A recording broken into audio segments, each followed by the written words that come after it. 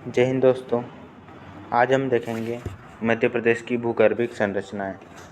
इसमें हम देखेंगे मध्य प्रदेश की प्रमुख चट्टानें कौन कौन सी है तथा कितने प्रकार की होती है तथा कहाँ कहाँ पर इस्टेब्लिश्ड है। तो हमारे यहाँ 7 प्रकार की चट्टानें होती है। 1 आर्कियन, 2 धारवाड़, 3 कडप्पा, 4 विंध्यन, 5 गोंडवाना, 6 दक्कन रेत और 7 टर्सरी। एक बार हम इनके बारे में डिटेल में देख लेते हैं, फिर इसके बारे में हम इनकी लोकेशन देख लेंगे। ये देखिए, पहला तो हम लोकेशन ही देख लेते हैं। ये जो दक्कन रेप है हमारे मालवा के पठार में पाई जाती है तथा सतपुड़ा और नर्मदा घाटी में पाई जाती है। विंध्यन क्रम की चट्टानें इस वाले क्षेत्र नर्मदा घाटी के ऊपर पाई जाती है। कल हमने वैसे पढ़ा था जो गोंडवाना की क्षेत्र कुछ मात्रा में दक्षिणी भारत में तथा कुछ दक्षिणी मध्य प्रदेश तथा पूर्वी मध्य प्रदेश में पाई जाती है। धारवाड़ की बघेलखंड के पठार में पाई जाती है तथा ग्वालियर श्रेणी और बिजावर श्रेणी बुंदेलखंड तथा मध्य भारत में पाई जाती है। और आर्कियन चट्टान भी मध्य भारत तथा बुंदेलखंड के क्षेत्र में पाई जाती है। अब हम इनकी डिटेल देख लेते हैं। पहली हमारी कौन सी आर्कियन चट्टान है। ये सबसे पहली है तो ये सबसे पुरानी चट्टानें होंगी। तो सबसे पुरानी चट्टानें, सबसे पुराना काल कौन सा था? प्री कैम्ब्रियन काल था। तो इन चट्टानों का निर्माण कहाँ? प्री कैम्ब्रियन काल में हुआ है। ये आग्नेय चट्टानों के रूपांतरण के कारण इनमें नीस एवं शिष्ट का निर्माण हुआ। आर्कियन चट्टानें थी, उनके रूपांतरण मतलब अपरदन अपघटन के कारण उनका नीस एवं शिष्ट चट्टानों में बुंदेलखंड नीस सबसे पुरानी नीस है। बुंदेलखंड के पठार में विशेषतः टीकमगढ़, निवाड़ी, पूर्वी दतिया तथा पूर्वी शिवपुरी में पाई जाती है। जैसे भी हमने ऊपर लोकेशन देखी थी, ये देखो यहाँ पर हमारी पाई जाती है आर्कियन क्रम की चट्टानें ये वाले क्षेत्र में।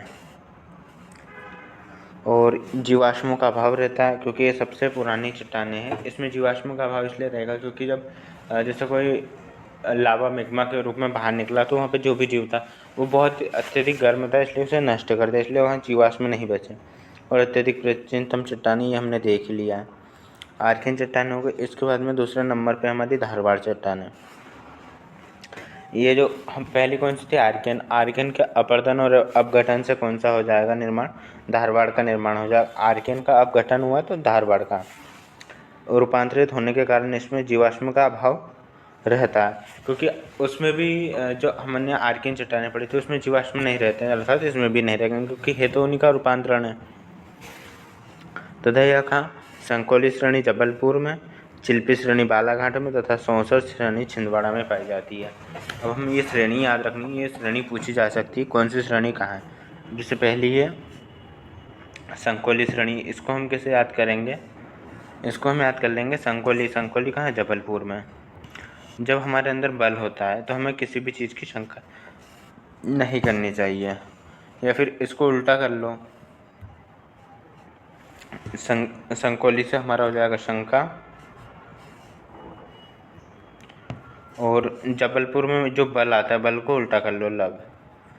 लव में क्या हम किसी के ऊपर शंका या फिर शंका करते हैं या नहीं करते हैं। तो संकोली श्रेणी जबलपुर में, चिल्पी श्रेणी बालाघाट में। देखो ये चिल्पी बालाघाट। तो घाट पे हम क्या लेते हैं? सेल्फी लेते हैं।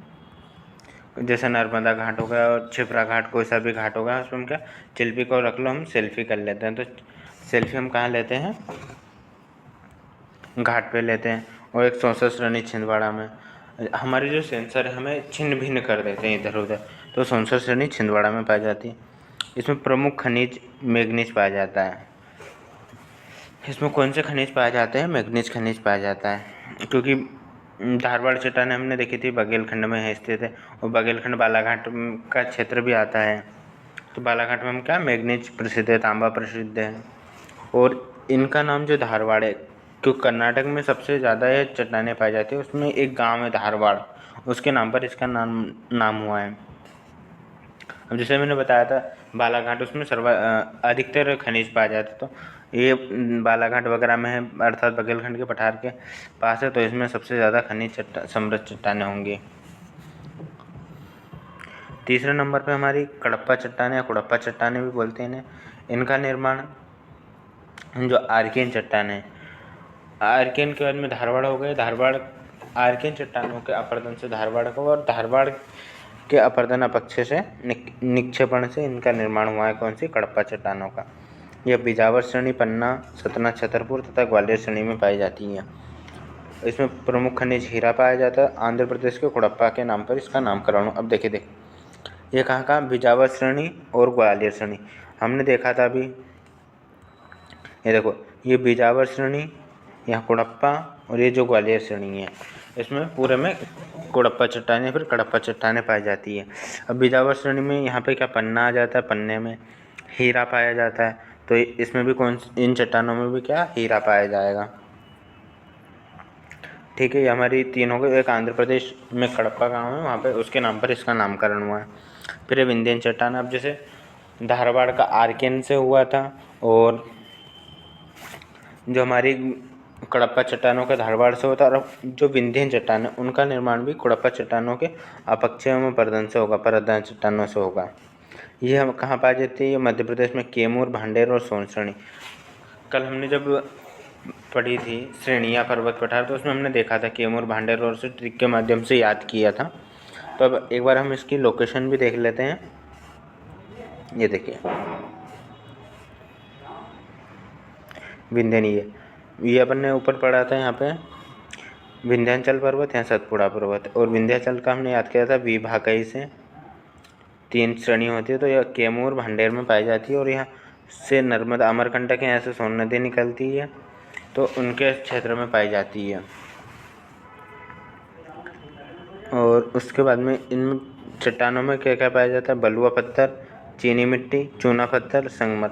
हमने सुना होगा लाइमस्टोन चूना पत्थर जो कि कटनी में है, संगमरमर, भेड़ाघाट, तो इन चट्टानों में है। इनमें सर्वाधिक सीमेंट उद्योगों को इन जो विंध्यन चट्टानों के आसपास कौन से सीमेंट उद्योग है। अगली हमारी दक्कन ट्रेप।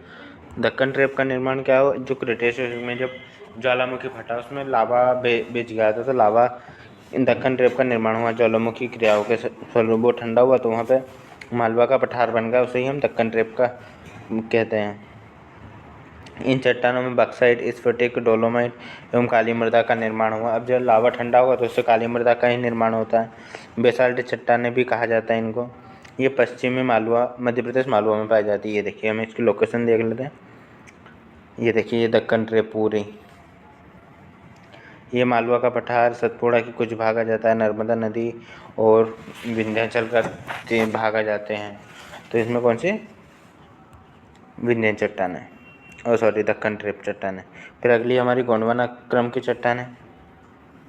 ऊपरी कार्बोनिफोरस युग से लेकर जुरासिक युग तक इन चट्टानों का निर्माण हुआ है।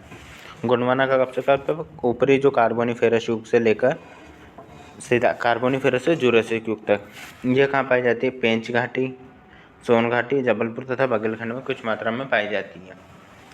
और कोयला गोंडवाना चट्टानों में सबसे अधिक पाया जाता है। टर्सरी चट्टानें नवीन चट्टानें होती है, नदी घाटियों के प्रायः नर्मदा एवं सोन नदियों के आसपास पाई जाती है। ये देखिए गोंडवाना, और उसकी लोकेशन देख लेते हैं। ये जो गोंडवाना क्षेत्र है अभी हमने देखा, यहाँ पे कुछ भागों में पूर्वी में और कुछ में दक्षिणी में। और टर्सरी जो यहाँ नर्मदा ये सोन निकलती है, इनके आसपास के क्षेत्रों में टर्सरी चट्टानें पाई जाती हैं। कुछ महत्वपूर्ण तथ्य देख लेते हैं हम। पन्ना हीरे में बिजावर श्रेणी में कुछ अल्प मात्रा में अपर विंध्यन श्रेणी पाई जाती है। ऊपरी प्रदेश में आर्कियन युग की चट्टानों को संगमरमर प्राप्त होता है। जो आर्कियन चट्टानें थी उसमें भी संगमरमर प्राप्त होता है। पन्ना भोगन नदी के किनारे हीरे की प्राप्ति होती है। पन्ना जिले में जो भोगन नदी है उसके किनारे हीरे की प्राप्ति होती है।